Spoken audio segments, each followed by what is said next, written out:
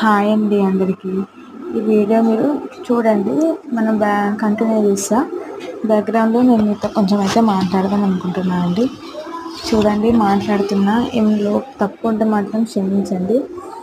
అయితే ఈ మనుషులు ఎలా ఉన్నారంటే అండి, అసలు ఎంత ఘోరంగా ఉన్నారంటే, అసలు బంధుత్వాలు మాత్రం ఉన్నాయా అండి? అసలు నాకైతే అవి ఎలా ఉంటాయో కూడా తెలియదండి. ఎందుకంటే మొత్తం స్వార్థ ప్రపంచం నడుస్తుంది అండి. అందరినీ అనడం లేదు.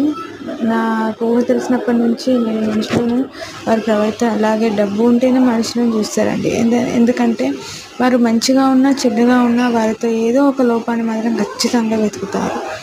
మనిషికి మనిషే శత్రువు అండి. సాటి మనిషిలా మాత్రం అస్సలు చూడలేదు. వాళ్ళు ఎదిగినా కష్టమే, ఎదగకపోయినా కష్టమే, మునిగినా కష్టమే.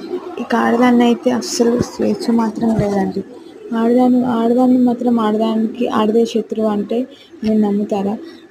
ఆడది మాత్రం అలానే ఉన్నారండి. ఆడవాళ్ళు కూడా ఒక మనిషిని కుంగదీయడంలో వీళ్ళు మాత్రం ఫస్ట్ ఉంటారండి. అసలు ఎంత స్వార్థపూరిత ప్రపంచం అంటే, ఈ లోకంలో నేను మనిషిలా పుట్టి బతుకుతున్నానంటే అసలు నాకు ఈ మళ్ళీ వచ్చే జన్మంటే మనిషిలాగా మాత్రమే అస్సలే పుట్టాను.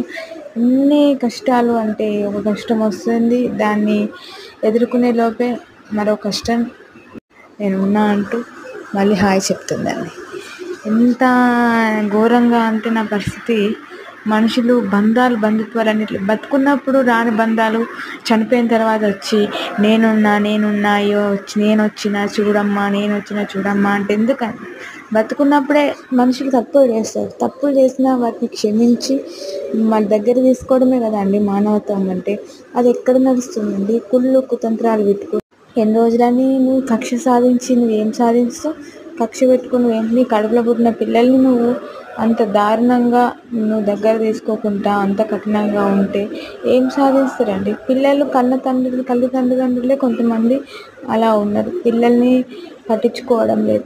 మన బయట వాళ్ళు ఏం చూస్తారు? మన పిల్లల్ని మనం చూసుకోవాలి. ఏదో చిన్న తప్పు చేశారు కదా అని పిల్లలతో మాట్లాడకుండా మొత్తం వాళ్ళని దూరం పెట్టేస్తే వాళ్ళకి కష్టం సుఖం వస్తే చూసుకుంటారు. అన్నదమ్ములు అక్క చెల్లెలు అంటే ఎంత బాగా కలిసి ఉండాలండి. ఈ రోజులలో కొంతమంది ఉంటారంటే ఘోరం. చిన్న మిస్టేక్స్గా మొత్తం దూరం పెట్టేస్తారు. వాళ్ళని కలుపుకోపోరు. అలాంటి వాళ్ళని చూస్తే చాలా బాధ అనిపిస్తుందండి. ఎవరైనా దయచేసి అలా ఉంటే మాత్రం అలా చేయకండి ప్లీజ్. ఓకేనా? ఏమైనా తప్పు ఉంటే మాత్రం క్షమించండి. ఓకేనా? నెక్స్ట్ వీడియో కంటిన్యూషన్ చేస్తాను.